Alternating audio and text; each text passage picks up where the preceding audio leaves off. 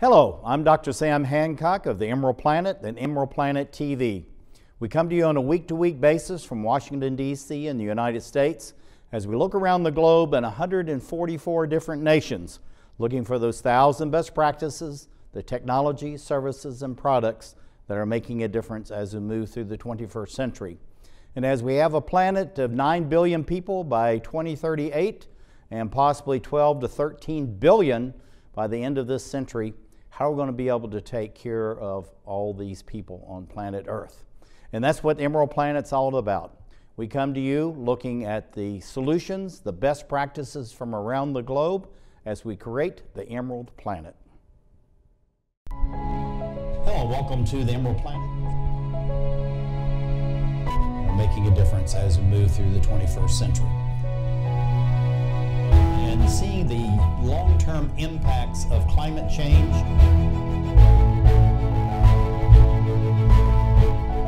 We're glad to have you. Thank you for being with us. Thank you for being with us as we introduce Dr. Lawrence E. Jones. He's the Vice President of the International Programs at Edison Electric Institute. And you're doing phenomenal work. And we were just talking about this intersect between water and power. Mm-hmm. But the whole thing really is about innovation and how we bring in new technologies to address issues, some cases, indigenous populations, rural areas, but also we have this massive movement of people from the countryside into the cities. And we know we need to do something else. Yes. So how is EEI addressing that? And I know this theme you have, new thinking. So let's talk about that a little bit too. Yeah. But looking at EEI, why does it believe we need new thinking?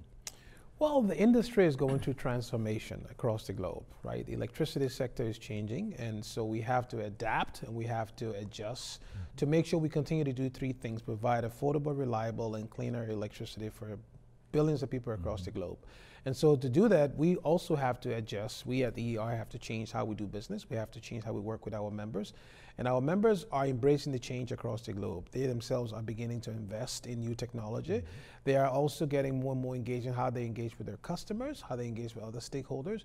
And so it requires a whole new way of thinking. Electricity, as we know it, has continued to evolve. For the most part, the physical infrastructure has stayed the same, but the things around it, the regulation, the policy, the business models, the way people consume electricity, all of these things are changing. So we have to change and we have to bring new thinking to the process. Now looking at this slide here as far as question mark, question mark, question mark, there are a lot of questions that we need to deal with. Yes. So looking at EEI, what's some of the questions that you're dealing with your members that are on the African continent, Latin America, across the South Pacific, Asia, Europe, and of course North America? Yeah, so one of the things we've noticed is that the bigger themes are common. What's different is that the issues are local. And so the questions, while the global construct of these issues are on everyone's mind, they are addressed from a local perspective. And so the questions we have to deal with is, how do we take an issue that is global and then contextualize it for someone or utility or electric company in a different region? So yes, they're all looking at issues around, say, resilience, for example, or they look at innovation, but the way they adapt and integrate these ideas will differ. And so we're asking questions: how does it work in one country, and how do you take that idea from one country to another country, be it sub-Saharan Africa trying to learn from the US or Europe or other OECD countries, or vice versa? So the idea of these questions, I'm a strong believer that before we even start trying to solve a problem, we have to understand the question. And so we focus really on asking the right questions before we try to address the issue. And by doing that, we're seeing better results in terms of how our members are serving their different constituencies around the world, but also how they're engaging with investors, regulators, and policymakers. Slow evolution versus leapfrogging. What's the difference between those two? Yes. And why is that particularly applicable to Africa? It's important because one of the things about leapfrogging, especially in the context of energy, yes, we need distributed energy resources, but we have to understand that if you leapfrog just one aspect of the energy system, you forget the other aspects. And by that I mean, you can't just leapfrog to technology. You have to leapfrog in terms of the business models, the regulatory models, how you engage with your customers. So I normally talk about and also culture plays a huge role in all this, correct? A huge role because The whole idea of creating these infrastructure requires certain understanding of how they're going to work. Good governance is also very important. Making sure you have investments coming in. So leapfrogging to technology, but then staying constant with everything else is a formula for failure. So I always say leapfrog by moving everything at the same time. Because of that, you have to evolve, because obviously you can't change everything overnight.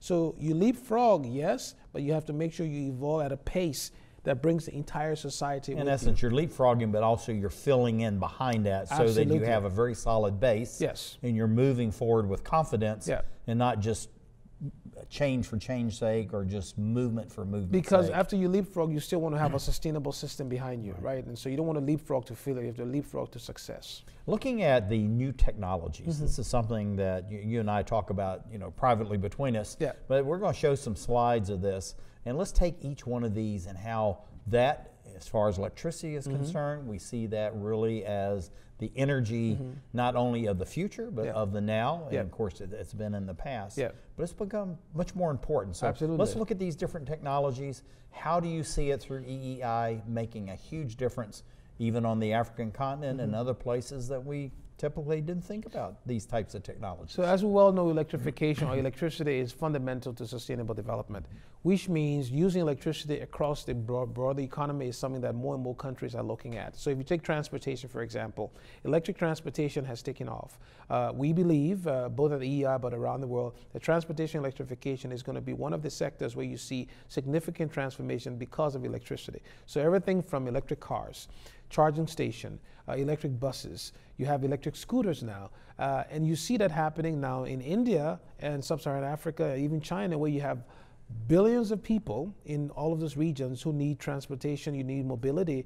Electric mobility is great because what it does, it allows you to also reduce emissions, right? So electricity coming to be used instead of using other types of sources that provide more, produce more greenhouse gas is a big thing. Let's talk about that right now. We're going to leave the bus up here because this is a good example. Because people say, look at this massive bus, they're running it on electricity, and we're going to be producing more greenhouse gas emissions out of the smokestacks. Yeah. But what's the fundamental difference of that? Instead of having a million smokestacks, i.e. out of the tailpipe of these vehicles, you have one, and you can scrub it, right? Well, not only and clean the carbon out of that. Well, sequester it. You could. Well, the thing is, most of the electric buses, the whole idea of going electric is that you have almost zero emissions, right? And so by having electric buses, the source of electricity will be clean. So you could have. But in most cases, it's what kind of source? Exactly, right. And so that's the transition where you now see more and more utilities around the world, electric companies around the world, moving to putting in place cleaner energy. So if you have large amounts of renewable energy coming from across different parts of your country, and you're using electric vehicles, you're charging the buses, you're reducing your carbon footprint, right? So going electric in terms of transportation is one way to really attack what's happening. And a lot of countries around the world, some of our members in Canada, in Europe, but also in the US are really looking at fleet electrification. Some of the big companies like Amazon, Google, they're all looking at using, not Google, Amazon, Facebook. I mean, a lot of these companies are getting into this idea of having a green fleet in their transportation, electric transportation. And also people are looking at having a green fleet right in their own home. Absolutely. As they're moving away from, any kind of fossil fuel. Absolutely. Going to electricity. Absolutely. So looking at these small little heating units, why are these so important? Well, and how is it changing the face of what's going on within people's homes? It is changing because electric heating is one way of also reducing your carbon footprint, right? And so when you start using electric heating, one of the beauties of it is that some of the challenges you've had with other forms of heating go away, right? And so we see a role for electric heating. Yes, you will still use natural gas as part of your heating system. So I see a hybrid system where around the world, people will, given the resources they may have, I mean, they will still use natural gas as part of the equation. Or propane. Or, and electricity. So it's not the situation that electricity immediately is going to be the fuel for the entire globe. Obviously, it's a transition, but there'll be a place for natural gas in some countries, and there'll be a place for electricity in a lot of countries. Yeah. Now, looking at all the various mixes as far as electricity and vehicles, yes, and all that. So, how is this transition going to happen?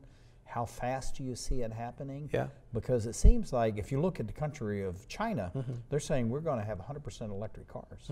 And that's going to be within the next 15, 20 years. Yeah, so that is a huge change. It's a huge change. I must say different countries are at a different pace of this transition, right? So, and because they're starting from different places. So if I take the US, for example, what it's interesting to note is that the US investor-owned utility sector over the last couple of years have reduced their greenhouse gas emissions to levels 37% less than what it was in 2005, right? That's a huge reduction, right?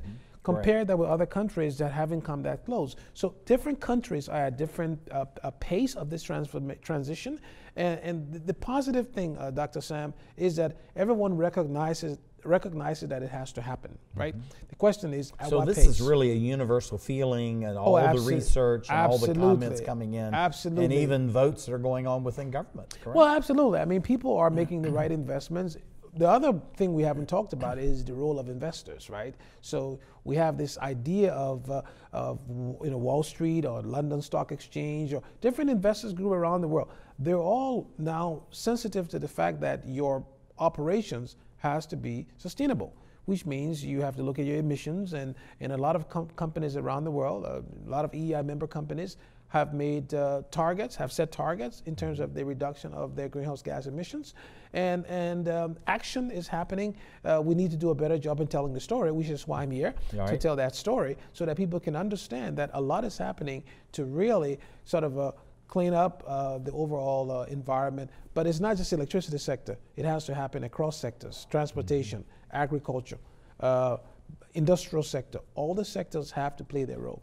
Okay, we got about 30 seconds left. Looking at this complexity of this chart, let's draw out of that what is really important, what are we seeing here, and how do you see the change happening around the globe as far as moving away from fossil fuels, using electricity more and more, and the mix of everything. Everything has to be integrated. So you have to find a methodology where you can integrate both off-grid solutions as well as central power station. And so integrated approach to making it all work together is where we're headed. Okay. So you feel this is really the wave of the future? Yes. Integrated. And it's just like the Internet of Things. Internet of Things, Internet of Energy. Okay. Thank you. Lawrence Jones, Vice President, International Programs, EEI. Thank you for being with us. Thank you for being with us as we're looking at all this new change as far as energy is concerned, the sources of the energy, the impact on the environment, and how it helps you as the consumer as we create the Emerald Planet.